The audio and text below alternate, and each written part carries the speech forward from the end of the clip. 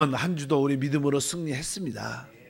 여러분들이 이 새벽에 하나님 앞에 나와서 기도하는 것은 하나님 볼 때는 가장 귀한 일인 줄 믿습니다. 우리 하나님은 전능하시지만 바로 우리의 기도를 통해서 그분의 일을 이루어 내십니다.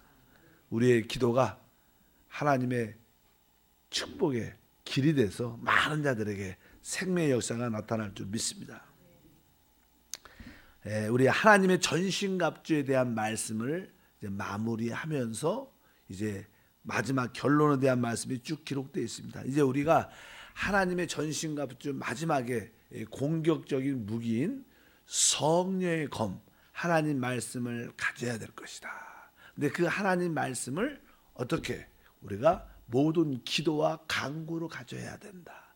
그것은 하나님 말씀을 가지고 우리가 기도하고 간구하는 것이 합당한 영적 전쟁의 중요한 요소가 되는 줄 믿습니다. 그래서 기도에 대한 말씀이 쭉 기록되어 있고, 특별히 18절 다시 한번 읽어보니까 모든 기도와 간구를 하되 항상 성령 안에서 기도하거라.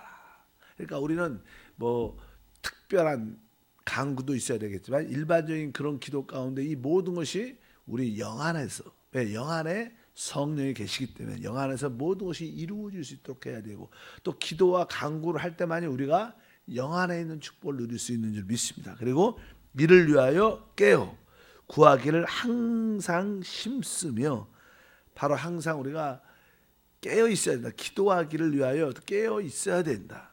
하나님 말씀을 붙잡고 기도하는 것을 늘 힘써야 된다. 그 다음에 그 기도는 일단은 성도를 위해서 기도하고 이렇게 말씀을 합니다. 그래서 우리 기도를 할 때 이 성도들을 위해서 서로를 위해서 뜨겁게, 교회 성도를 위해서 뜨겁게 기도해야 될 것이고, 그 19절에 보니까 또 나를 위하여 구할 것은 이제 사도를 위해서, 교회 사역자를 위해서 특별히 우리가 기도를 해야 될 것이다. 그래야 하나님 나라의 확장과 많은 뜻을 이루어낼 수 있다. 그래서 또 나를 위하여 구할 것은 내게 말씀을 주사. 그래서 항상 사도 바울이 복음의 비를 강력하게 전할 수 있도록 그 입술에 하나님 말씀을 주시옵소서. 또 언변도 주시고 생명의 말씀을 그에게 주사. 가는 곳곳마다 복음을 전할 때마다 많은 영혼들이 구원받고 교회가 세워지도록 은혜를 베풀어 달라고 뜨겁게 기도해 달라. 또 나의 입을 열어 복음의 비밀을 담대히 알리게 하옵소서. 이 복음의 비밀이 무엇인가? 복음의 비밀은 다른 것이 아니라 결국 복음은 사람들을 죄사함 주고 구원을 주고 거듭나게 하고 결국 하나님을 표현할 수 있는, 사단을 처리할 수 있는 교회를 만들어내는 거예요. 그래서 이 사도 바울의 이 에베소의 주제가 교회인데, 어찌하든지 이 땅에 하나님의 간증인 이 교회를 담대하게 증거할 수 있도록, 실제로 우리 신앙도요, 여러분들이 하나님의 아들 그리스도에 대한 올바른 인식과 교회에 대한 인식을 딱 갖고 있을 때 여러분들은 합당한 믿음을 갖게 돼요. 그래서 이 교회가 얼마나 중요해. 교회는 하나님의 목적이요 목표인 것을 기억해야 될 것이다. 그래서 그러한 복음의 비밀을 오늘 말씀에 담대히 알리할 수 있도록 항상 나를 위해서 기도해 달라, 이렇게 말씀을 합니다. 또 20절에 보니까 이 일을 위하여 내가 쇠사슬에 매인 사신이 된 것은 나로 이 일에 당연히 할 말을 담대히 하게 하려 하심이라. 이 사도 바울이 그냥 외적인 그런 감옥의 그런 환경 가운데 있을지라도 그를 지키는 그런 자들까지 해도 담대히 어떤 환경 가운데 복음을 지킬 수 있는 그러한 믿음을 갖도록 기도를 해달라, 이렇게 말씀하고, 이제 21절부터는 결론 마무리를 칩니다. 21절 한번 읽어보겠습니다. 21절 나의 사정 곧 내가 무엇을 하는지 너희에게도 알려 하노니 사랑을 받은 형제여 주 안에서 진실한 일꾼인 두기고가 모든 일을 너희에게 알리리라. 그러면서 이제 사도 바울은 이제 내가 지금 어떠한 일을 하고 있고 또 너희에 대한 그런 소식을 서로 알 수 있도록 사람을 이렇게 소개하고 보내는 그런 일을 합니다. 그래서 나는 거기에 특별히 사랑을 받고 주 안에서 진실한 일꾼인 두기고를 너에게 보낸다. 그래서 사실 그 사도와 에베소 성도들과의 깊은 어떤 교제와 교통이 있었습니다.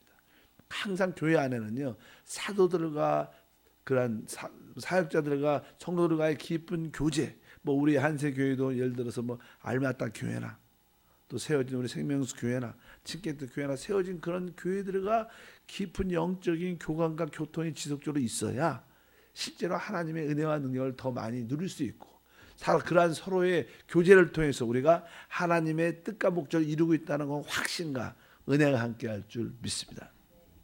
그래서 우리가 아무것도는 아니죠. 큰 일이지만 여러분들이 뭐 2년이나 한 번쯤 이렇게 선교지를 한번 다녀오는 것도, 또 우리 알마타를 한번 다녀오는 것도 여러분들이 하나님의 관심인 교회의 뜨거운 표현인 줄 믿습니다.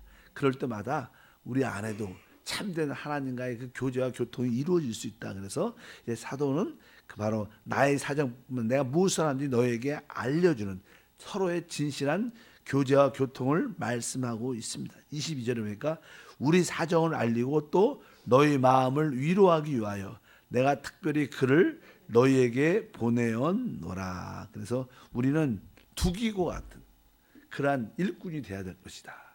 또 그래서 우리의 교회의 소식과 우리 사역자의 소식도 전하고, 또 그 교회들의 사정을 또 듣고 은혜받고 위로받고 돌아와서 서로의 깊은 사랑에 관심을 갖는 교통이 있어야 될 것이다. 이것이 교회에 되게 중요합니다. 요즘의 교회들은 이렇게 독자적으로 혼자 자기 교회를 이렇게 많이 하는 경우가 많죠. 그런 관계들이 깊은 많은 성도와 많은 사역자의 관계가 많이 깨어져 있죠. 그러나 옛날에는 이 초대교회 같은 경우에는 이렇게 교회 관계의 그 서로 교제와 교통의 관계가 깊어져 있었습니다. 그것이 되게 중요한 역할인 줄 믿습니다. 이 교회 간의 교제와 교통이란 뜻은요, 우리가 사실 대한민국이 발전하게 된 근본적인 여러 가지 이유가 있어요. 그 중에 하나는요, 이 박정희 대통령 때 이 경부 고속도로를 이렇게 만들었죠. 많은 투자를 해서 또 외국의 지원을 받아갖고 고속도로를 만들고, 고속도로가 또 이렇게 여러 가지 또 세부적으로 확장되면서 이 모든 도시 안에 이 교통이 잘 됐어요. 여러 가지 왕래가 잘 됨으로 말미암아 뭐 물건도 모두 교통도 왔다 갔다 하면서 이 경제적인 발전을 이루는 거예요. 그래서 이 대한민국의 발전은 어떻게 보면 고속도로 이런 것이 개발되고 확장되면서 교통과 어떠한 그런 편리함과 서로 여러 가지 물건들의 그 이동 수단을 통해서 많은 확장이 된 것이죠. 바로 그런 교통과 교제는 우리 어떠한 몸에 있는 하나의 혈관 같은 혈관이 있어야지 피가 쫙 통하고, 그래야지 산소가 공급되고 영양이 공급돼 갖고 사람이 건강해지는 것처럼 교회 안에 이러한 영적인 그런 교제와 교통과 왕래가 많아야 서로 건강해지고 서로 부흥되고 서로 축복이 될 줄 믿습니다. 교회 안에서는 또 이렇게 기관과 기관까지 서로 같이 모이기도 하고, 또 교육과 교육끼리도 또 우리 한세교회와 또 세워진 교회들과 같이 많은 교제와 교통들이 얼마나 중요한 것을 알아야 된다. 또 그 사정을 알고 사정을 또 위해서 서로 기도해 주는 그런 것들이 되게 중요하다. 그래서 사도 바울은 바로 이런 교회의 교통, 사도와의 교통에 대한 그런 말씀을 여기서 했던 겁니다. 그래서 아까 22절에 우리 사정을 알리고 또 너희 마음을 위로하기 위하여 내가 특별히 그를 너희에게 보내었다. 그러냐면 결론적으로 23절에 말씀하죠. 아버지 하나님과 주 예수 그리스도로부터 평안과 믿음을 겸한 사랑이 형제들에게 있을지어다. 우리 주 예수 그리스도를 변함 없이 사랑하는 모든 자에게 은혜가 있을지어다. 우리가 이런 말씀을 쉽게 읽지만 여기에 아주 중요한 몇 가지 단어가 23절에 쭉 보니까 그리스도께로부터 평안과 믿음을 겸한 사랑, 그 다음 24절은 모든 자들에게 은혜가 있을지어다. 사실 자는 이 에베소에서는 처음에는요, 먼저 은혜와 평강이 우리 모든 성도에게 있을지어다. 은혜와 평강을 이해합니다. 사실 우리가 그리스도로부터 이게 은혜를 받을 때 우리 안에 평강이 찾아와요. 우리 마음에 평강이 있는 것이 얼마나 큰 행복인지 알아야 됩니다. 행복이라는 것은 다른 게 아니라 우리 안에 은혜가 있고 평강이 있을 때 그것이 진정한 행복입니다. 어디 있어도 그것이 천국인 줄 믿습니다. 바로 은혜와 평강은 주님이 주시니까 그 주 예수가 우리와 나하고 함께함을 느낄 때 바로 그것이 행복이고 천국인데, 여기서 보면 처음에는 은혜가 있고 평강이 있을지어다 이렇게 표현하지만 여기서 그냥 순서가 바뀝니다. 먼저 평안, 우리가 그 은혜를 평안을 계속 지속적으로 누리려면 우리가 계속 은혜를 사모해야 된다. 그래서 그냥 평안과 은혜에 대한 순서가 바뀌게 되고, 뒤에 중간에 보니까 이제 믿음을 겸한 사랑, 한번 따라할까요? 믿음을 겸한 사랑. 그래서 여기 믿음과 사랑에 대한 관계를 설명하죠. 보통 우리 믿음이라는 것은 이 그리스도를 영접하기 위한 것입니다. 그러니까 이 믿음은 사실 주 예수에 대한 믿음인데, 우리가 그 믿음이 어떻게 활성화될 수 있는가? 그 믿음이 활성화될 수 있는 길은 바로 우리가 주님을 어떻게 해요? 사랑하는 것이다. 그래서 항상 우리가 강한 믿음을 가지려면 그 사랑에 대한 합함이 있어야 됩니다. 그러니까 여러분들이 주 예수의 복음을 듣고 주님을 아주 소중히 귀하게 여길 뿐만 아니라 그분에 대한 사랑을 이렇게 느끼게 되면 여러분들은 믿음이 강해지게 돼 있어요. 그게 내가 어떻게 해야지 뜨거운 믿음을 가질 수 있는가? 그 믿음은, 강한 믿음은 어디에서 와요? 주님에 대한 사랑을 가질 때 느껴지는 거예요. 사도 바울 같은 경우에도 그러죠.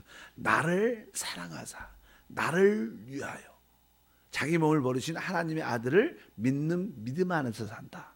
그러니까 항상 이 믿음은 무엇과 연결되어 있어요? 사랑과 연결되어 있어요. 에베소냐는, 여기 에베소에 이 하나의 문제점이 있다면, 우리가 계시록 2장에 에베소의 교회에 대한 모든 활동과 봉사, 섬김에 대해서 칭찬을 많이 하지만, 그러나 내가 너를 책망할 것이 하나인데 네가 바로 첫사랑을, 처음 사랑을 잃어버렸다. 우리 신앙에서 문제가 되는 이유는 바로 처음 사랑, 사랑에 대한 느낌이 부족한 거예요. 어쩐지 우리는 믿음을 뜨겁게 가지려면 사랑이 있어야지만 믿음이 강해질 수 있어요. 그래서 여러분들이 주님에 대한 그런 사랑을 갖도록 애통한 마음이 있어야 줄 믿습니다. 그래서 오늘 말씀에 믿음을 겸한 사랑이 있을 때 바로 진정한 평안과 은혜가 우리 가운데 지속될 수 있다. 보통 일반적인 성도들은 어떻게 하면 내가 강한 믿음을 가질 수 있을까? 강한 믿음을. 근데 그 강한 믿음은 어디서 와요? 사랑을 통해서 온다. 그래서 여러분들이 주님에 대한 뜨거운 사랑을, 그래서 그냥 그런 이야기를 많이 하죠. 우리 안에 어떻게 믿음이 활성화될 수 있는가? 뭐 갈라디아서 2장 같은 경우에 보면은 바로 내 안에 계신 주님. 그러니까 이제 사도 바울 같은 경우는 내가 그리스도와 함께 십자가에 못 박혀 죽었다. 그러니까 참된 믿음이라는 것은, 아, 내가 그리스도와 함께 옛사람이 끝났구나. 그리고 두 번째는 내 안에 내가 사는 것이 아니라 내 안에 내적인, 내 안에 그리스도가 산다는 것을 우리가 믿어지고 느껴질 때, 그리고 한 가지는 주님이 나를 가장 사랑한다고 말할 때 우리는 믿음이 강성해지고 뜨거워지는 줄 믿습니다. 그러니까 내가 그리스도와 함께 내 옛사람이 죽었구나. 그냥 내 안에 주님이 살고 계심을 이렇게 내적으로 이렇게 느껴야 돼요. 사실이에요. 그것이 뭐 지식적으로 아는 것도 중요하지만 지식을 넘어서 체험이 되고, 그 결과 야, 주님이 나를 사랑하신 거, 나를 최고로 사랑, 주님의 사랑이 느껴져야 우리도 어떻게 해요? 주님을 사랑하게 돼요. 우리가 주님을 사랑할 때 믿음이 아주 뜨거운 믿음이 돼요. 살아있는 믿음이 된다. 그럴 때 우리 안에 소위 말하는 믿음이 강건한 사람이 되는 겁니다. 우리가 나는 믿음이 좋은 사람이 될 거야. 난 믿음의 사람이 될 거야. 믿음의 사람이 그냥 되는 게 아니라, 바로 여러분들 주님의 사랑을 알고 여러분도 주님을 사랑할 때 믿음이 점점점 강성해져서 우리가 주님을 사랑하게 되니까 설사 반대와 핍박과 순교의 상황이 될지라도 기쁨으로 받아들이는 거야. 어떻게 사람들이 순교할 수 있을까? 야, 그 어떻게 고난을 참을 수 있을까? 여러분, 사랑하면 다 참을 수 있는 거예요. 뭐 부모들이 그래요. 자녀를 사랑하니까 자녀를 위해서 많은 수고와 애통과 어려움도 견디는 것처럼, 바로 오늘 말씀에 바로 믿음을 통한 사랑, 그 믿음이 강성해지기 위해서는 주님에 대한 그런 사랑이 있어야 된다. 그래서 신앙생활에 오늘 몇 가지 단어들 끝에 바로 평안, 은혜, 그다음에 믿음과 사랑, 이런 단어들이 우리 안에게 체질화되고 이런 감동과 은혜가 있을 때 우리에게 큰 축복과 은혜가 함께할 줄 믿습니다. 24절에 다시 한번 읽을까? 우리 주 예수 그리스도를 어떻게 해요? 변함없이 사랑하는, 변함이 없어야 된다. 주에 대한 사랑. 이 세상 것은 다 시간이 지나면 낡아지고 부패되고 썩어지죠. 세상 건 다 그렇습니다. 그러나 다른 것, 주님에 대한 그 사랑만은 어떻게 변함없어야 된다. 여러분들이 주님에 대한 그 사랑이 변함이 없을 때 바로 하나님 주시는 놀라운 은혜는 지속적으로 누려지게 될 줄 믿습니다. 오늘도 기도할 때 하나님 정말 변함없는 사랑하는 마음을 갖게 되어서 주님에 대해서 변함없는 그러한 사랑이 있기를 바랍니다. 그럴 때 우리는 이 에베소서를 통해서 다시 한번 하나님의 뜻과 목적을 이루어 줄 수 있는 귀한 통로가 될 것을 확신합니다. 마지막이지만 결론적으로 바로 이 에베소의 주제는 교회죠. 바로 하나님의 아들 그리스도가 십자가의 죽음과 부활을 통하여 교회에게 모든 것을 부어주셨다. 그래서 에베소에 나오는 것이 바로 그리스도께서 우리 교회에게 부어주신 축복이 무엇이냐? 그게 오죽 능력이었다. 1장에 나와요. 그래서 막 거기에는 창조의 능력이 있고 우리 교회 여러분과 저에게 부어준 것이 바로 그 부활의 능력, 초월의 능력, 모든 환경을 다스리고 정복하는 능력도 있고 모든 사람들보다 머리가 되는 위에 있는 그러한 능력을 우리 교회에게 부어줘. 왜? 우리 하나님은 바로 이 교회 여러분을 사랑하시기 때문에. 그래서 우리가 그 주님이 우리의 그 사랑에 우리가 분명히 깨닫고 우리도 주님을 뜨겁게 사랑할 때 우리 안에 지속적인 그 은혜와 평강이 우리 인생을 붙잡아 주시고 승리하는 역사가 나타날 것을 믿습니다. 하나님 아버지 감사합니다. 우리 에베소서를